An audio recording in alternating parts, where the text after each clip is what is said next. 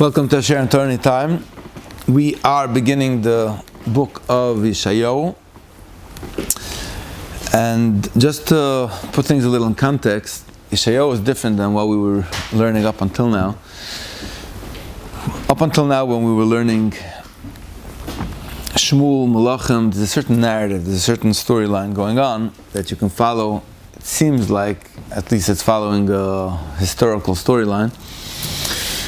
In reality, Navi was never intended to be a historical book, which explains why when we're reading the book of when we're reading Navi, we almost don't find anything good going on in Klal Yisrael. It's all the mess ups and all the mistakes and all the things people did wrong.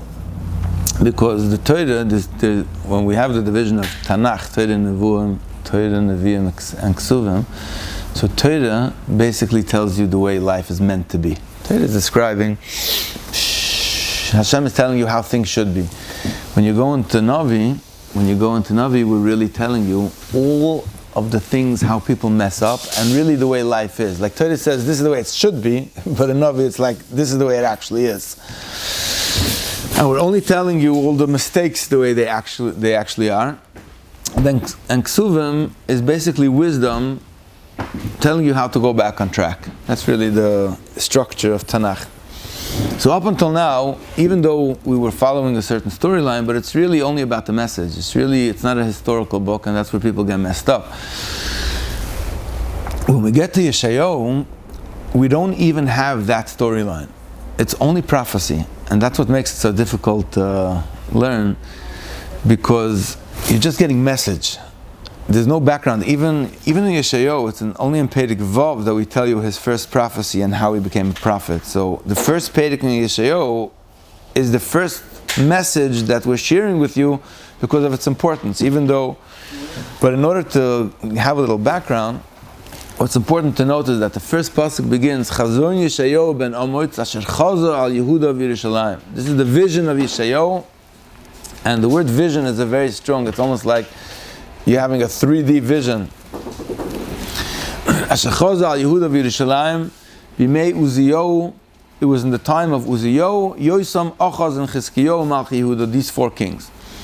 Now, the reason why that's so important is because Uziyahu, Yosam, Achaz, and Chizkiyahu, Uziyahu and Yosam were the two best kings that we had. After David HaMelech and Shlomo HaMelech, Uziyahu and Yosam was a beautiful period in Jewish history. Uziyahu was one of the most righteous kings. The only thing that he messed up was that he brought ketoides without permission, and he became a mitzvah, he became a leper. But he was a tzaddik, and the people loved him. Yosam, Chazal say, was kotam. He was complete. He never did anything wrong.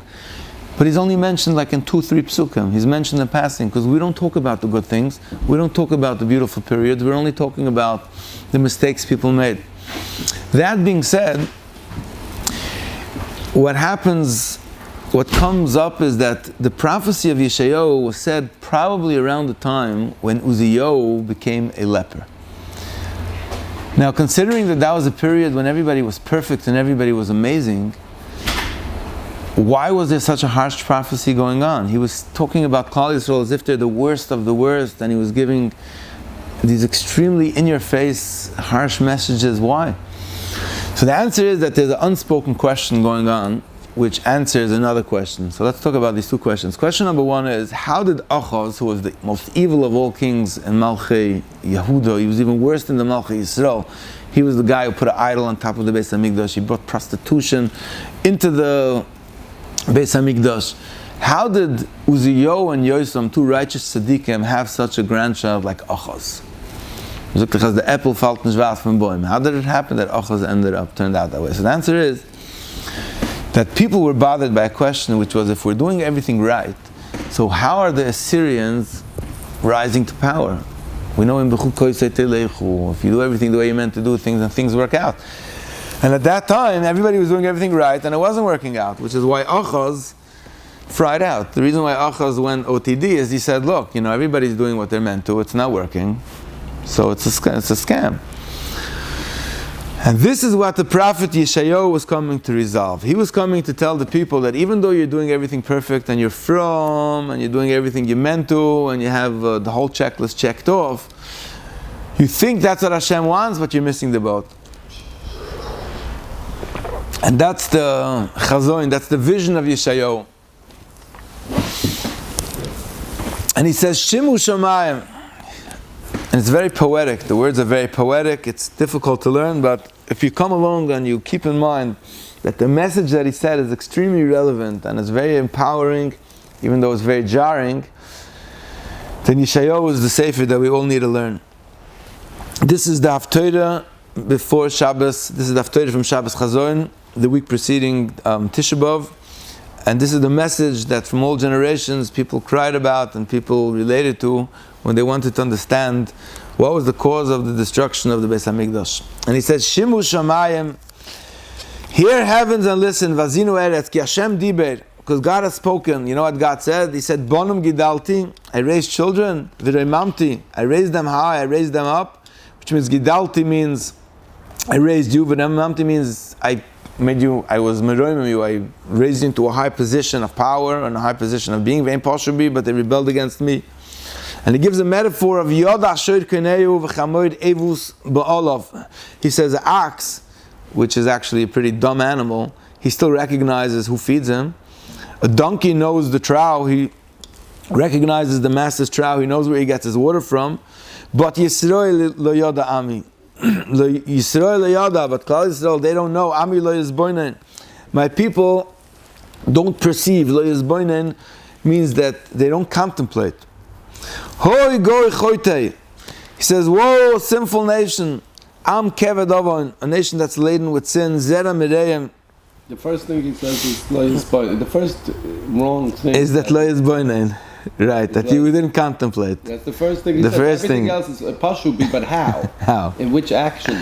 Exactly. The biggest sin is when you're not misboinen.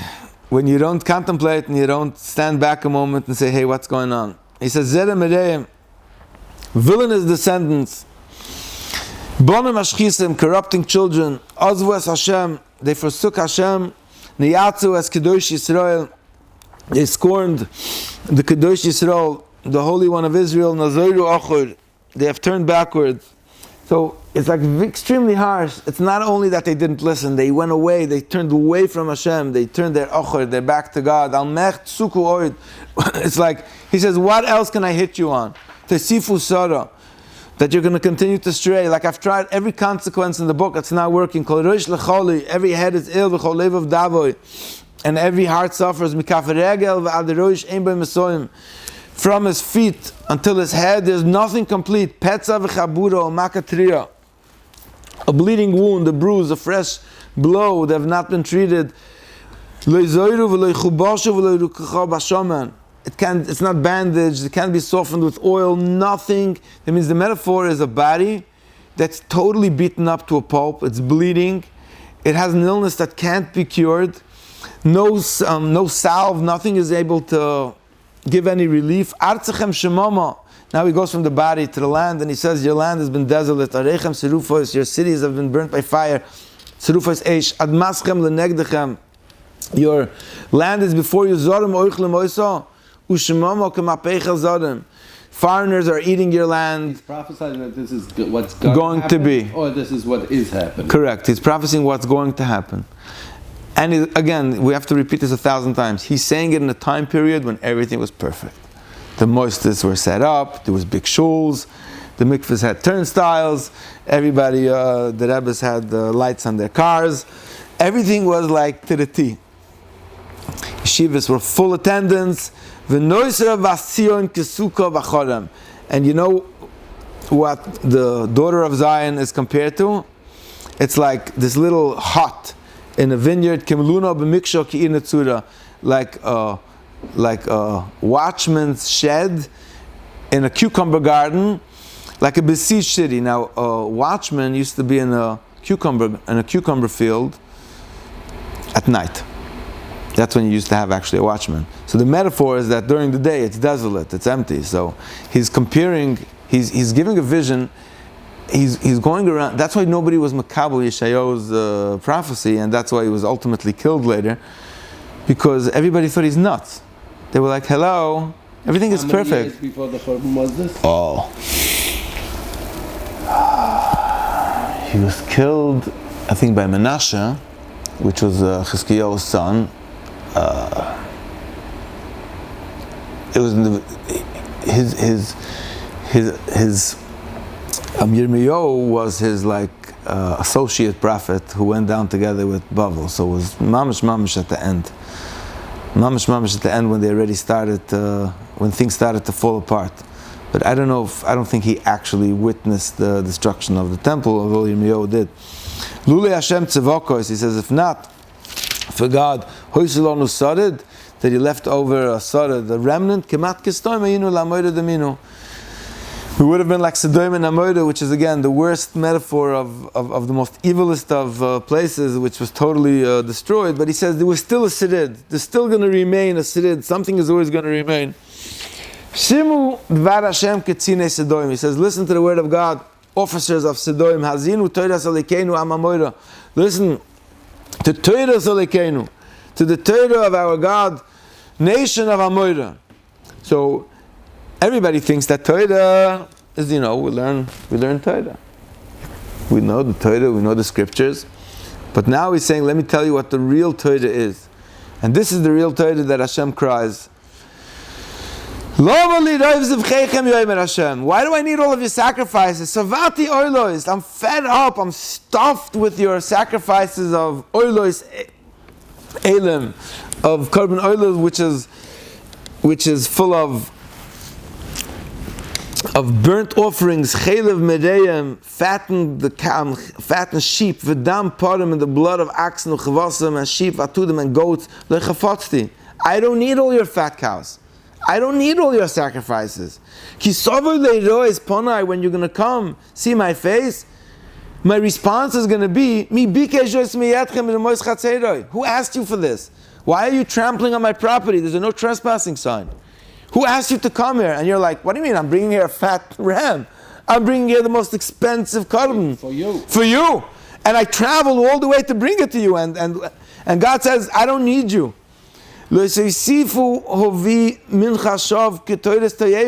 Stop bringing these worthless, empty gifts. Incense, disgusting incense. Toyeva hili. Chodesh v'Shabbos k'roi mikra le'uchal oven v'atzara. I don't need your incense. I don't need your new moons. I don't need your Shabbos. I don't need your gatherings. I don't need any of it. Chodshechem u'moyadechem sama nafshi. My soul loathes your Rish Chodesh and your festivals. I don't need your Yomim Tovim. Hoy olay le'toirech. It's for me a burden. Neleisi nesoi. I'm like fed up of carrying this. I don't need your ceremonies, your rituals, your superficial Yiddishkeit. I don't need it. And now he goes even further. Uvafarishchem kapechem. And when you're going to raise your hands up in prayer, I don't need your baloney prayer. Alim eini mikem. I'm going to turn my eyes away from you. Gam kisarbu tefillah. Even when you're going to increase in prayer. In any shimeya. I'm not going to listen. Your hands are full of blood. Now again, there was no bloodshed during this time period. He was telling them that he was comparing what he's going to say soon to bloodshed, and therefore I'm not interested in your prayers. You know what he's saying? I'm not interested in your spiritual connections as well. Rachetzu, wash yourselves off. Hizaku, purify yourselves. Hasiru raya malalechem. Minegad einai chidlu hareya. Remove the evil of your actions. I'm seeing it continuously. Get it out of the way. Chidlu hareya. Stop doing evil. And here's where he gets in one line. He says the punchline, which is the message of the first Perek of Yeshayahu, and it continues on. He says, Limdu eiteiv. Learn is get up, limdu eiteiv, learn well, dirshu mishpat. Dirshu mishpat means to be doirish, means to osterdreschen, you know. Dirshu means to Rush out. to like bolster, like to be Deutsch means to seek justice. Ashru chamutz, bolster the downtrodden, bolster the oppressed. Be ma'asher, stand up. Chamutz means like Davis Zohar. Stand up for the one that's sour. Shiftu yaso, bring justice for the orphan. Rivu almano, take on the fight of the widow. This is in one line, the whole message. Ashru chamut shiftu yaso rivu almano. That's what I want. You want to know what the entire infrastructure of the Torah is? You think it's about bringing sacrifices and having edifices and having rituals and having systems where you're going to bring Yom Tovim and Shabbos and you're going to have prayer gatherings and everyone's going to raise their hands up to heaven. You're missing the main punchline. The whole idea is that I'm here, Havaya Echad, and I'm the father of all the children. And when you're going to only look at wherever you can make a buck and where you're going to get honor, and you're going to let the orphan, you're going to let the almana, you're going to let the chamutz be left on the side, no one's going to look at them. They didn't have 8,000 gemachs then? With yellow pages? So that's the chiddush, that in today's world, we Baruch Hashem got the message. And today we have gemachim on the yellow pages, and we fight for the yasam. There's a million organizations for the almana, and there's networks, and there's hotlines, and there's support groups, and for every type of chomutz there's a way out to help, which is very empowering.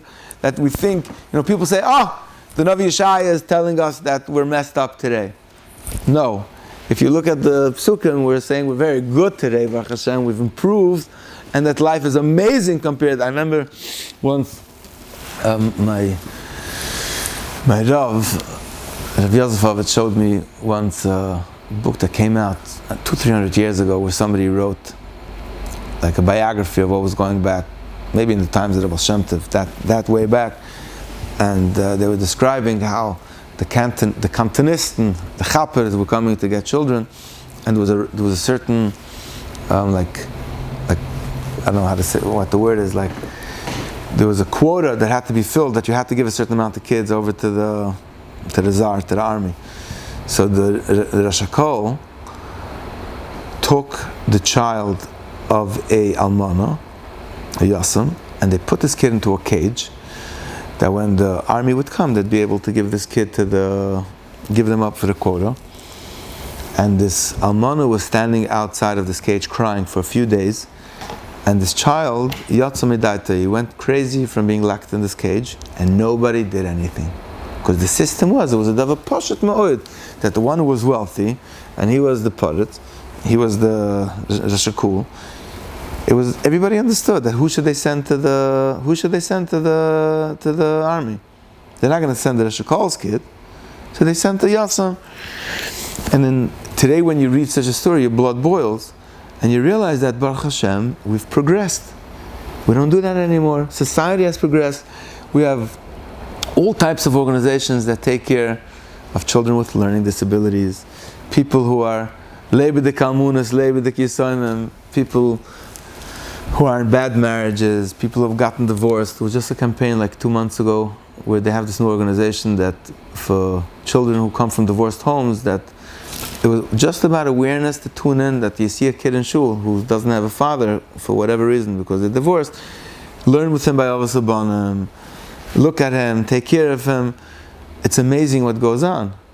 It's something that whenever we learn the negativity of where we were held accountable, and then we look at our world today and we say, hey, we got the message, it's something that we should be proud of. And it's something that tells us, okay, we fixed so much, there's Baruch Hashem still work that can be done, so let's do that as well.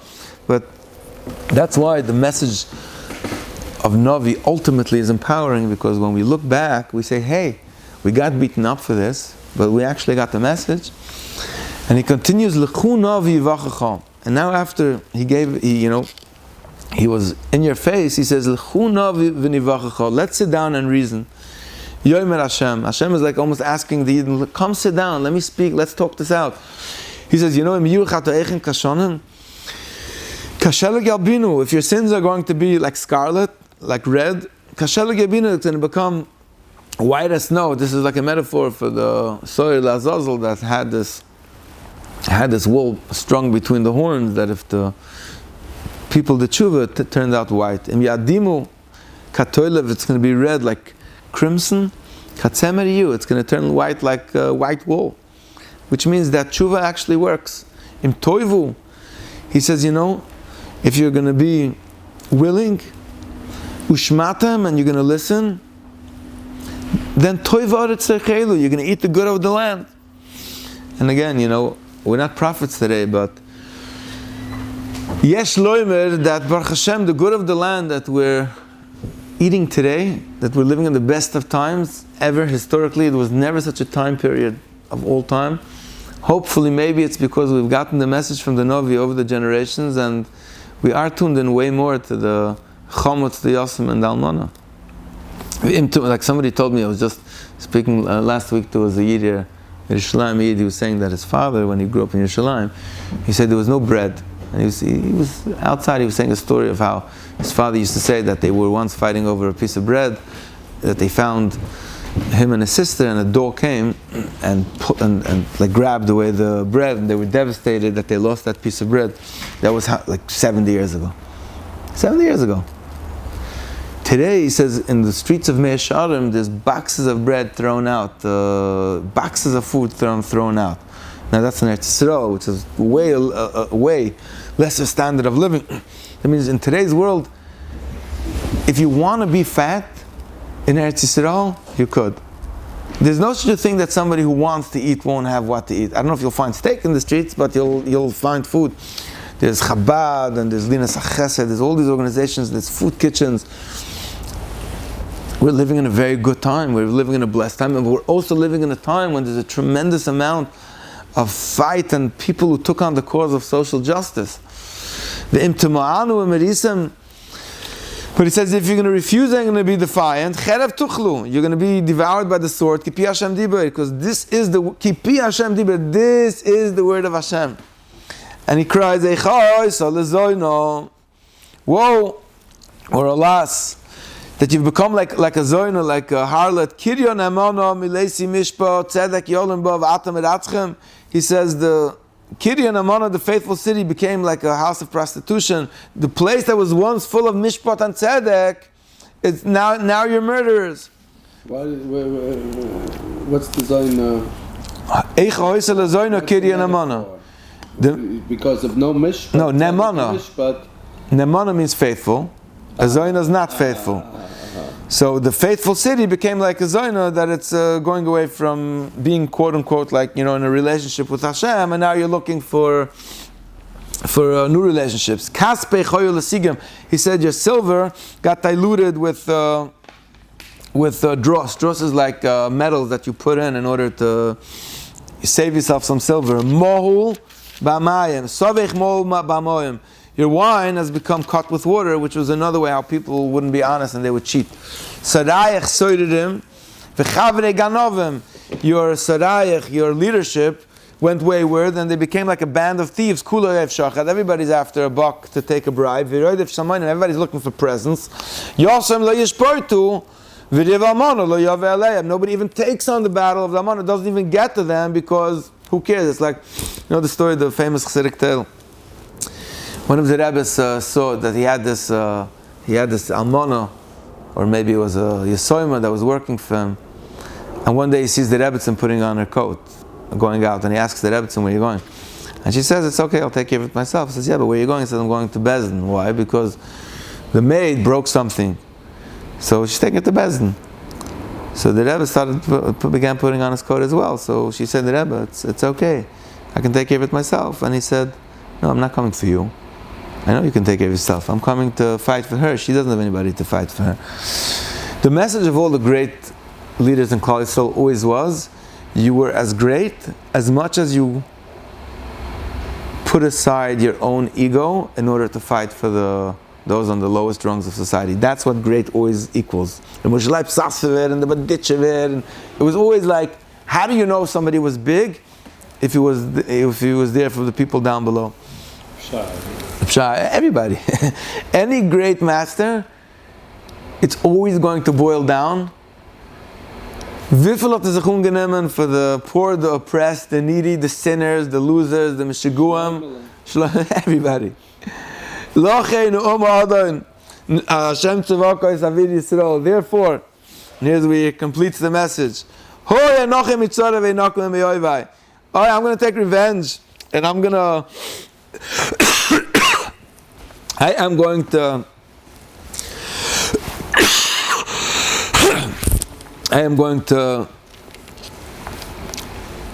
I am going to take revenge, and I'm going to have nechama from my enemies.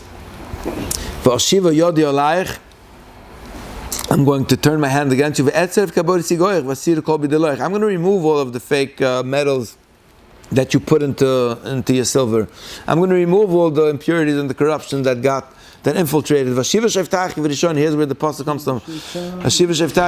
I'm going to return your Sheftach V'Rishon who were here for the real purpose, and they were here for justice. And your advice givers, like the original ones who gave you real advice of how to connect to God for the real purpose. Then you're going to be called again the city of righteousness, Kiryan Amono, the faithful city. And here's where we finished after where we say Tzion b'mishpat ipoda v'shaveh b'tzedakah. Tzion is going to be redeemed with justice and with tzedek and with righteousness, or as the Taich goes, with tzedakah, literally with charity. But that's how we finish after. But the Navi continues with another few psukim. V'shever poishim v'chatoyim yachdav v'oiz v'Hashem yichlu. And there's going to be a breaking of the transgressors and the sinners, and those who abandon the Lord are going to be destroyed. Ki evoishu me'elim asher chamadatem. These are different. These are trees. It's a metaphor of trees. Asher chamadatem. You desire trees. V'sachperu ma'aganis asher bechartem. Those are all going to dry up. Ki tziu ke'elu nevelas. You're going to be like a tree that ke'elu nevelas aleo, whose leaves are going to wither. V'chagan asher ma'im elon, like a garden that has no water. V'ya chosan l'nayadas.